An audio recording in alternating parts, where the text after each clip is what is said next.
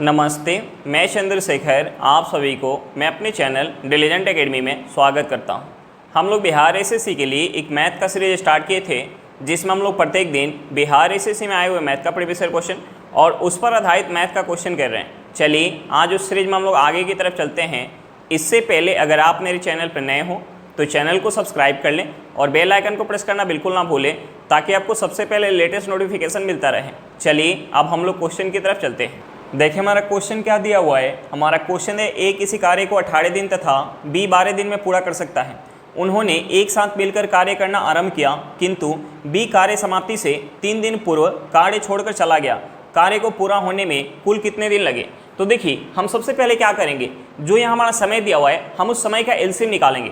अब देखिए हमारा समय क्या दिया, हमारा समय दिया 18 दिन और दूसरा समय क्या दिया 12 दिन। तो हम सबसे पहले इन दोनों समय का एलसीएम निकालेंगे।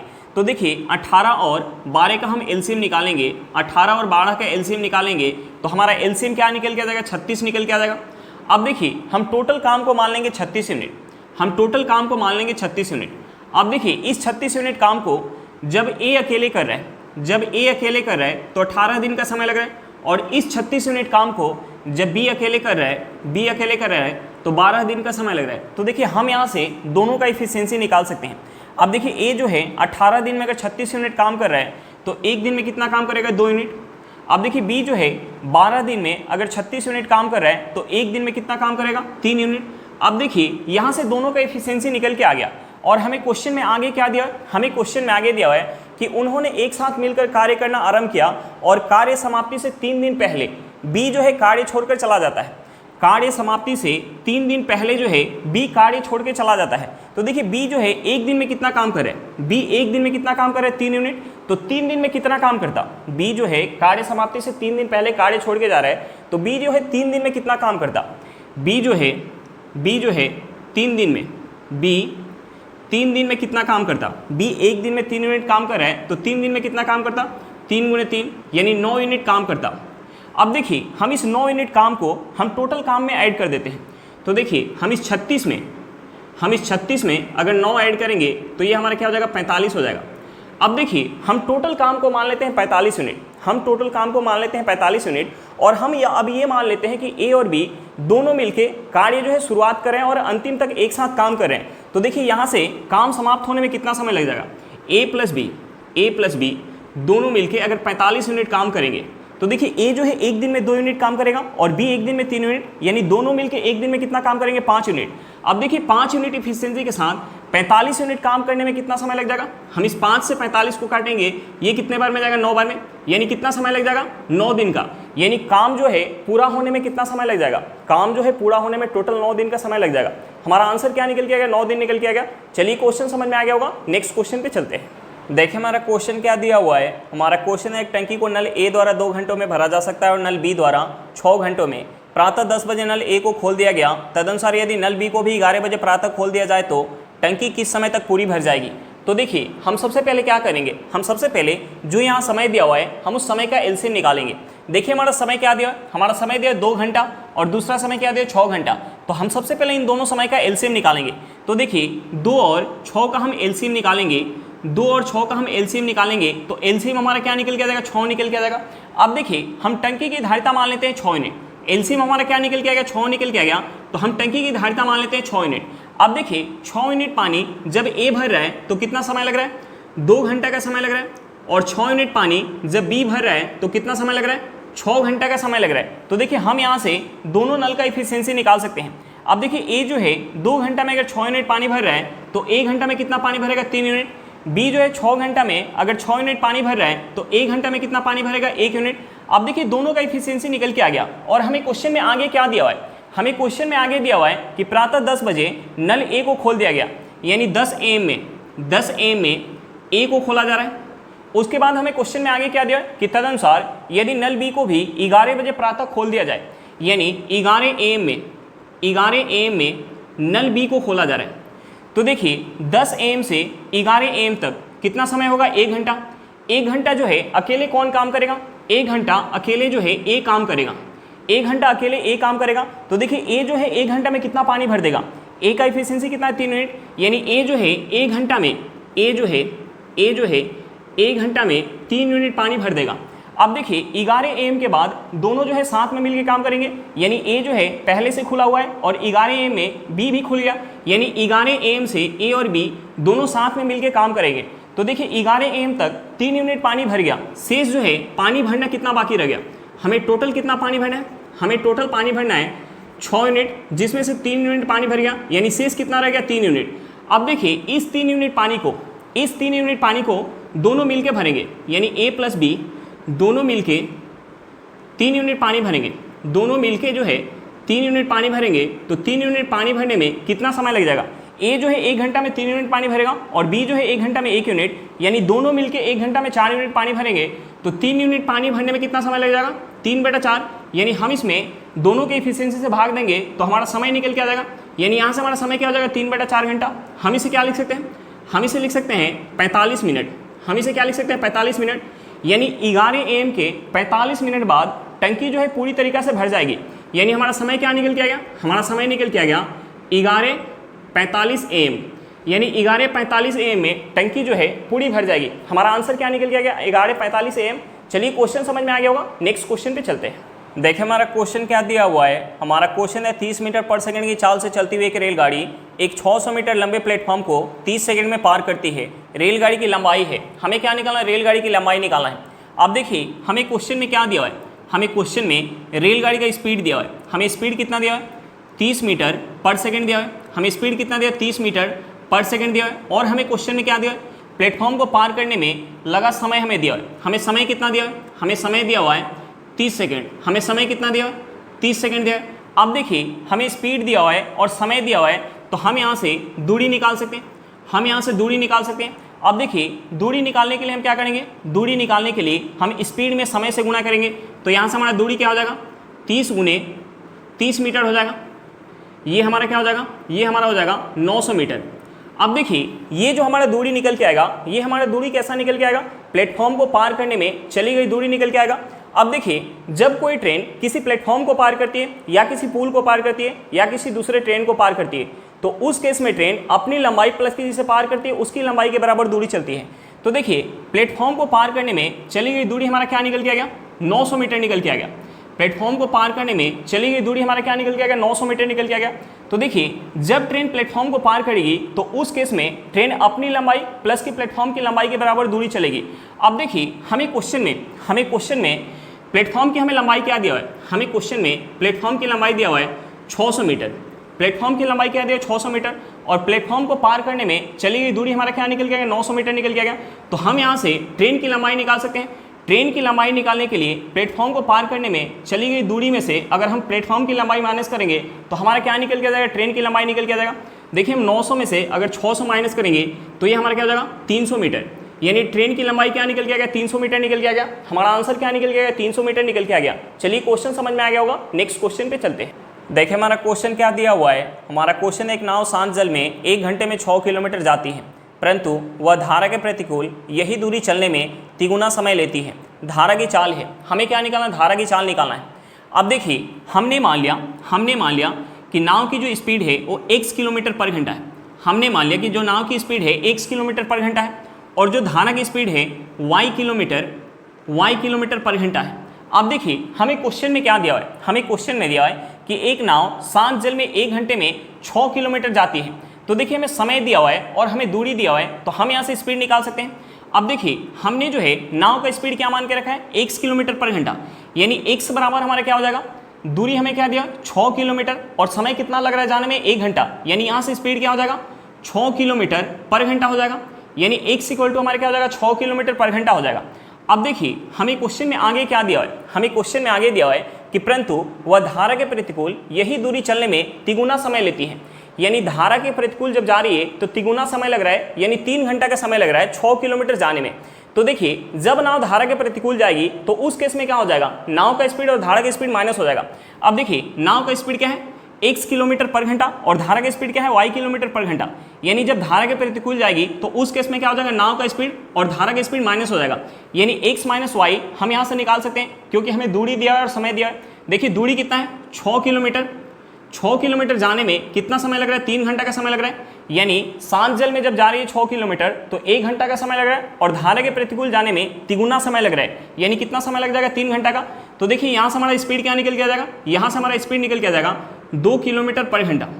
अब देखिए हमसे पूछ क्या रहा है, धारा का स्पीड, यानी हमसे y का वैल्यू पूछ रहा है। तो देखिए हम यहाँ इस इक्वेशन में अगर x का वैल्यू पुट करेंगे तो यहाँ से हमारा y का वैल्यू निकल के आ जाएगा। यहाँ से हमारा y का वैल्यू क्या हो जाएगा, यहाँ से हमारा y का वैल्यू हो जाएगा 4 किलोमीटर पर घंटा। यानी धारा का स्पीड क्या निकल के आ गया, 4 किलोमीटर पर घंटा निकल के आ गया। हमारा आंसर क्या निकल के आ गया, 4 किलोमीटर पर घंटा निकल के आ गया। चलिए क्वेश्चन समझ में आ गया होगा, नेक्स्ट क्वेश्चन पे चलते हैं। देखिए हमारा क्वेश्चन क्या दिया हुआ है, हमारा क्वेश्चन है घनाभ का आयतन एक घन के आयतन का दुगुना है। यदि घनाभ की विमाएं 9 सेंटीमीटर, 8 सेंटीमीटर और 6 सेंटीमीटर है तो घन का संपूर्ण पृष्ठीय क्षेत्रफल है। हमें क्या निकालना है, घन का संपूर्ण पृष्ठीय क्षेत्रफल निकालना है। तो देखिए घन का संपूर्ण पृष्ठीय क्षेत्रफल निकालने के लिए हमें सबसे पहले घन का भुजा निकालना होगा। अब देखिए हम घन का भुजा कैसे निकाल सकते हैं, हमें क्वेश्चन में क्या दिया है, हमें क्वेश्चन में दिया कि घनाभ का जो आयतन है वो किसके बराबर है, घन के आयतन के दुगुना के बराबर है। तो देखिए घनाभ के आयतन का फॉर्मूला क्या होता है, लंबाई गुने चौड़ाई गुने ऊंचाई। ये किसके बराबर हो जाएगा, ये जो है घन के आयतन के दुगुना के बराबर हो जाएगा। तो देखिए घन के आयतन का फॉर्मूला क्या होता है, भुजा क्यू, यानी ये बराबर हो जाएगा 2 गुने भुजा क्यू के बराबर हो जाएगा। अब देखिए हमें क्वेश्चन में क्या दिया हुआ है, और हमें क्वेश्चन में घनाभ की विमाएं दी हुई है। अब देखिए हम यहाँ पुट करेंगे तो ये हमारा हो जाएगा 9 गुने 8 गुने 6, ये किसके बराबर हो जाएगा, 2 गुने ए क्यू के बराबर हो जाएगा। अब देखिए हम इस इक्वेशन से ए का वैल्यू निकाल सकते हैं। अब देखिए हम इस 2 से अगर 6 को काटेंगे ये कितने बार में जाएगा, 3 बार में। हम यहाँ से इस 9 को लिख सकते हैं 3 गुने 3, यहाँ से हमारा एक 3 आ जाएगा, और इस 8 को हम लिख सकते हैं 2 गुने 2 गुने 2 लिख सकते हैं। ये किसके बराबर हो जाएगा, ए क्यू के बराबर हो जाएगा। अब देखिए यहाँ से हमारा ए इक्वल टू क्या निकल के आ जाएगा, यहाँ से हमारा ए इक्वल टू निकल के आ जाएगा 3 गुने 2, यहाँ से हमारा ए हो जाएगा 6 सेंटीमीटर। अब देखिए हमें घन का भुजा पता चल गया, तो हमसे पूछ क्या रहा है, संपूर्ण पृष्ठीय क्षेत्रफल। तो देखिए घन के संपूर्ण पृष्ठीय क्षेत्रफल का फॉर्मूला क्या होता है, 6 इंटू भुजा स्क्वायर। अब देखिए हम यहाँ भुजा का वैल्यू पुट करेंगे तो ये हमारा हो जाएगा 6 गुने 6 का स्क्वायर, 6 गुने 6 का स्क्वायर, यानी ये हमारा क्या हो जाएगा, ये हमारा हो जाएगा 6 का क्यूब। देखिए 6 का क्यूब हमारा क्या होता है, 216, यानी यहाँ से हमारा संपूर्ण पृष्ठीय क्षेत्रफल क्या निकल के आ गया, 216 सेंटीमीटर स्क्वायर निकल के आ गया। हमारा आंसर क्या निकल के आ गया, 216 सेंटीमीटर स्क्वायर निकल के आ गया। चलिए क्वेश्चन समझ में आ गया होगा, नेक्स्ट क्वेश्चन पे चलते हैं। देखिए हमारा क्वेश्चन क्या दिया हुआ है, हमारा क्वेश्चन है किसी संख्या को 893 से भाग देने पर शेष 193 आता है, इसी संख्या को 47 से भाग देने पर शेष क्या आएगा। अब देखिए हमें क्वेश्चन में क्या दिया हुआ है, हमें क्वेश्चन में दिया है कि किसी संख्या को 893 से भाग देने पर, किसी संख्या को 893 से भाग देने पर शेष कितना बच रहा है, शेष बच रहा है 193। शेष कितना बच रहा है, 193। तो हमसे पूछ रहा है कि उसी संख्या को 47 से भाग देने पर, उसी संख्या को 47 से भाग देने पर शेष कितना बचेगा। तो देखिए हम सबसे पहले क्या करेंगे, हम सबसे पहले ये चेक करेंगे कि 893 47 से विभाजित हो रहा है या नहीं। हम सबसे पहले ये चेक करेंगे कि 893 47 से विभाजित हो रहा है या नहीं। तो देखिए 47 से ये कितने बार में जाएगा, एक बार में। हम इसमें 47 माइनस करेंगे, ये हमारा क्या हो जाएगा, 42 हो जाएगा। हम ऊपर से एक 3 लेके आएंगे। अब देखिए 423 47 से कितने बार में जाएगा, 19 बार में। ये कितने बार में चला जाएगा, 19 बार में। देखिए यहाँ से हमें ये पता चल गया कि 893 जो है 47 से पूरी तरीके से विभाजित है। तो देखिए हमें यहाँ अगर ये पता चल गया कि 893 47 से पूरी तरीके से विभाजित है, तो हमें यहाँ संख्या निकालने की जरूरत नहीं है। हम क्या करेंगे, जो 893 से भाग देने पर जो शेष बच रहा था, हम उस शेष में 47 से भाग देंगे, और जो हमारा शेष बचेगा वही हमारा शेष उस संख्या को 47 से भाग देने पर बचेगा। तो देखिए हम 193 में भाग देंगे 47 से। तो देखिए 47 से कितने बार में जाएगा, 47 चौका क्या होता है, 188। देखिए हम इसमें से 188 माइनस करेंगे तो यहाँ से हमारा शेष क्या बच जाएगा, 5 बच जाएगा। तो देखिए 47 से 193 में भाग दे रहे हैं तो हमारा शेष क्या बच रहा है, 5 बच रहा है। तो हम उस संख्या में भी अगर 47 से भाग देंगे तो हमारा शेष क्या बचेगा, 5 बचेगा। यानी यहाँ से हमारा आंसर क्या निकल के आएगा, 5 निकल के आ गया। हमारा आंसर क्या निकल के आएगा, 5 निकल के आ गया। चलिए क्वेश्चन समझ में आ गया होगा, नेक्स्ट क्वेश्चन पे चलते हैं। देखिए हमारा क्वेश्चन क्या दिया हुआ है, हमारा क्वेश्चन है दो संख्याओं के एलसीएम तथा एचसीएफ का गुणनफल 24 है। यदि संख्याओं का अंतर 2 हो तो उनमें से बड़ी संख्या क्या होगी। हमें क्या निकालना है, बड़ी संख्या निकालना है। अब देखिए हमें क्वेश्चन में क्या दिया हुआ है, हमें क्वेश्चन में एलसीएम गुने एचसीएफ क्या दिया है, 24 दिया है। और हमें क्वेश्चन में क्या दिया, दोनों संख्या का अंतर हमें क्या दिया, 2 दिया है। तो देखिए हमने मान लिया कि छोटी संख्या x है, हमने मान लिया कि छोटी संख्या x है, तो बड़ी संख्या क्या हो जाएगी, अंतर हमें क्या दिया, 2 दिया हुआ है, तो बड़ी संख्या क्या हो जाएगी, x प्लस 2 हो जाएगी, बड़ी संख्या क्या हो जाएगी, x प्लस 2 हो जाएगी। अब देखिए हमें क्वेश्चन में और क्या दिया हुआ है, हमें क्वेश्चन में एलसीएम गुने एचसीएफ दिया हुआ है, एलसीएम गुने एचसीएफ इक्वल टू हमें क्वेश्चन में कितना दिया हुआ है, 24 दिया हुआ है। तो देखिए एक हमारा कंसेप्ट होता है, पहली संख्या गुने दूसरी संख्या इक्वल टू एलसीएम गुने एचसीएफ। अब देखिए हमने एक संख्या क्या मान के रखा है, x, तो दूसरी संख्या हमारी क्या हो जाएगी, x प्लस 2 हो जाएगी, x प्लस 2 हो जाएगी। एलसीएम गुने एचसीएफ हमें क्वेश्चन में क्या दिया, 24 दिया हुआ है, यानी ये किसके बराबर हो जाएगा, 24 के बराबर हो जाएगा। अब देखिए हम इस इक्वेशन से x का वैल्यू निकाल सकते हैं। हम यहाँ से अंदर अगर x से गुना करेंगे तो ये हमारा हो जाएगा एक्स स्क्वायर प्लस का 2x, और इस 24 को अगर हम इस साइड लेके आ जाएंगे तो हमारा प्लस में तो माइनस में हो जाएगा, माइनस का 24 इक्वल टू क्या हो जाएगा, 0 हो जाएगा। अब देखिए हम यहाँ से इसे लिख सकते हैं एक्स स्क्वायर प्लस का 6x, एक्स स्क्वायर प्लस का 6x minus 4x minus 24 equal to 0। अब देखिए हम यहाँ से क्या कॉमन ले सकते हैं, हम यहाँ से x कॉमन ले सकते हैं, तो यहाँ हमारा अंदर क्या बच जाएगा, यहाँ हमारा बच जाएगा x प्लस 6, और यहाँ से हम क्या कॉमन ले सकते हैं, हम यहाँ से माइनस 4 कॉमन ले सकते हैं, तो यहाँ हमारा अंदर बच जाएगा x प्लस 6 इक्वल टू 0। अब देखिए हम यहाँ से क्या कॉमन ले सकते हैं, हम यहाँ से x प्लस 6 कॉमन ले सकते हैं, तो यहाँ हमारा अंदर क्या बच जाएगा, x माइनस 4 इक्वल टू क्या हो जाएगा, 0 हो जाएगा, इक्वल टू क्या हो जाएगा, 0। अब देखिए हम एक बार इसके बराबर 0 रखेंगे और एक बार इसके बराबर 0 रखेंगे, तो यहाँ से हमारा x का 2 वैल्यू निकल के आ जाएगा। अब देखिए हम इसके बराबर 0 रखेंगे तो यहाँ से हमारा x इक्वल टू क्या निकल के आ जाएगा, -6, और इसके बराबर अगर हम 0 रखेंगे तो x इक्वल टू क्या निकल के आ जाएगा, x इक्वल टू हमारा निकल के आ जाएगा, x इक्वल टू निकल के आ जाएगा 4। अब देखिए हमारा जो है संख्या है, x क्या है, संख्या है, तो देखिए हम यहाँ माइनस के वैल्यू को नहीं रखेंगे, हम यहाँ प्लस वाला वैल्यू रखेंगे। अब देखिए x इक्वल टू हमारा क्या निकल के आ गया, 4 निकल के आ गया, x इक्वल टू 4 निकल के आ गया, तो x प्लस 2 इक्वल टू हमारा क्या हो जाएगा, 6 हो जाएगा। और हमसे पूछ क्या रहा था, बड़ी संख्या, तो देखिए बड़ी संख्या हमारी क्या हो जाएगी, 6 हो जाएगी। हमारा आंसर क्या निकल के आ गया, 6 निकल के आ गया। चलिए क्वेश्चन समझ में आ गया होगा, नेक्स्ट क्वेश्चन पे चलते हैं। देखिए हमारा क्वेश्चन क्या दिया हुआ है, हमारा क्वेश्चन है 30 परिणामों का औसत 20 है तथा अन्य 20 परिणामों का औसत 30 है, सभी परिणामों का औसत क्या है, हमें क्या निकालना है, सभी परिणामों का औसत निकालना है। अब देखिए हमें क्वेश्चन में क्या दिया हुआ है, हमें क्वेश्चन में 30 परिणामों का हमें औसत क्या दिया है, 30 परिणामों का हमें औसत दिया है 20, और हमें अन्य जो है 20 परिणामों का हमें औसत क्या दिया है, अन्य 20 परिणामों का हमें औसत दिया है 30, और हमसे पूछ क्या रहा है सभी परिणामों का औसत, यानी सभी जो है 50 परिणामों का औसत पूछ रहे हैं। हमसे पूछ क्या रहा है, सभी जो है 50 परिणामों का औसत पूछ रहे हैं। तो देखिए हमने मान लिया कि सभी 50 परिणामों का औसत 20 है, हमने मान लिया कि सभी 50 परिणामों का औसत 20 है। तो देखिए जब हम 30 परिणाम का औसत निकाल रहे हैं तो ये हमारा कितना है, 20 है, और अन्य 20 परिणाम का हम औसत निकाल रहे हैं तो ये हमारा कितना है, 30 है। तो देखिए ये जो है सभी 50 परिणामों के औसत से कितना ज़्यादा निकल के आ रहा है, 10 ज़्यादा निकल के आ रहा है, और यहाँ संख्या कितनी है, यहाँ संख्या है 20। तो देखिए यहाँ से हम प्लस 10 में अगर 20 से गुणा करेंगे तो ये हमारा क्या हो जाएगा, प्लस का 200। अब देखिए इस प्लस के 200 को अगर हम सभी 50 परिणामों में बराबर बराबर बांट के अगर हम इस 20 में ऐड कर देंगे तो हमारा क्या निकल के आ जाएगा, सभी 50 परिणामों का सही औसत निकल के आ जाएगा। तो हम क्या करेंगे, इस 200 को 50 में बराबर बराबर बांटेंगे, तो हम इस 200 में 50 से भाग देंगे। अब देखिए 50 से 200 कितने बार में जाएगा, 4 बार में। हम इस 20 में अगर 4 ऐड करेंगे तो ये हमारा क्या निकल के आ जाएगा, 24। यानी सभी जो है 50 परिणामों का औसत क्या निकल के आ गया, 24 निकल के आ गया। हमारा आंसर क्या निकल के आ गया, 24 निकल के आ गया। चलिए क्वेश्चन समझ में आ गया होगा, नेक्स्ट क्वेश्चन पे चलते हैं। देखिए हमारा क्वेश्चन क्या दिया हुआ है, हमारा क्वेश्चन है ए और बी के पास 2:1 के अनुपात में धन है। यदि ए बी को 2 रुपया दे देता है तो यह धन उनके पास 1:1 के अनुपात में हो जाता है। प्रारंभ में उनके पास कितना धन था, हमें क्या निकालना है, प्रारंभ का धन निकालना है। अब देखिए हमें क्वेश्चन में ए और बी के धन का हमें रेशियो क्या दिया हुआ है, हमें रेशियो दिया हुआ है 2:1। तो देखिए हमने मान लिया कि ए के पास अगर 2 रुपया होगा तो बी के पास कितना होगा, 100 रुपया होगा।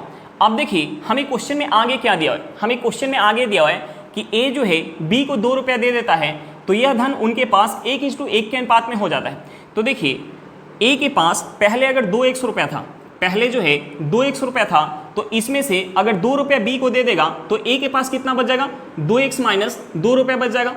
अब देखिए पहले बी के पास कितना था, 1 रुपया था, और बी को जो है अब ए से 2 रुपया मिल जाएगा, तो बी के पास अब कितना हो जाएगा, x प्लस का 2 रुपया। अब देखिए यहाँ से जो हमारा रेशियो निकल के आएगा वो हमें क्वेश्चन में क्या दिया है, 1:1 दिया हुआ है, यानी ये किसके बराबर हो जाएगा, 1/1 के बराबर हो जाएगा। अब देखिए हम इस इक्वेशन से x का वैल्यू निकाल सकते हैं। हम यहाँ से क्रॉस गुना करेंगे तो ये हमारा हो जाएगा 2x माइनस 2 इक्वल टू ये हमारा हो जाएगा x प्लस 2 हो जाएगा। अब देखिए इस -2 को अगर हम उस साइड लेके जाएंगे तो हमारा माइनस में है तो प्लस में हो जाएगा, और इस x को अगर हम इस साइड लेके आएंगे तो हमारा प्लस में है तो माइनस में हो जाएगा। तो देखिए 2x में से अगर हम x माइनस करेंगे तो ये हमारा क्या हो जाएगा, x हो जाएगा, और इस -2 को उस साइड लेके जाएंगे तो ये हमारा प्लस में हो जाएगा, यानी 2 में अगर हम 2 ऐड करेंगे तो ये हमारा क्या हो जाएगा, 4 हो जाएगा, यानी x इक्वल टू हमारा क्या निकल के आएगा, 4 निकल के आ गया।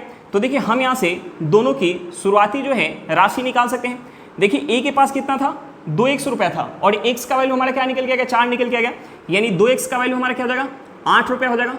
और b के पास कितना था, x था, और x का वैल्यू हमारा क्या निकल गया, 4, यानी b के पास कितना होगा, 4 रुपया होगा। हमारा आंसर क्या निकल गया, 8 रुपया और 4 रुपया निकल के आ गया। चलिए क्वेश्चन समझ में आ गया होगा, नेक्स्ट क्वेश्चन पे चलते हैं। देखिए हमारा क्वेश्चन क्या दिया हुआ है, हमारा क्वेश्चन है 2 रेलवे स्टेशनों के बीच प्रथम द्वितीय और तृतीय श्रेणियों के किराए में 10:8:3 का अनुपात था, और एक वर्ष में प्रथम द्वितीय तथा तृतीय श्रेणियों में यात्रियों की संख्या में 3:4:10 का अनुपात था। एक वर्ष में उन यात्रियों को टिकट बेचने से 8,050 रुपये इकट्ठे हुए।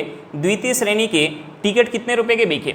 अब देखिए हमें क्वेश्चन में प्रथम द्वितीय और तृतीय श्रेणी के हमें जो है किराए का हमें रेशियो दिया है, हमें जो है किराए का रेशियो दिया है, हमें किराए का रेशियो क्या दिया है, हमें जो है किराए का रेशियो दिया हुआ है 10:8:3 दिया हुआ है।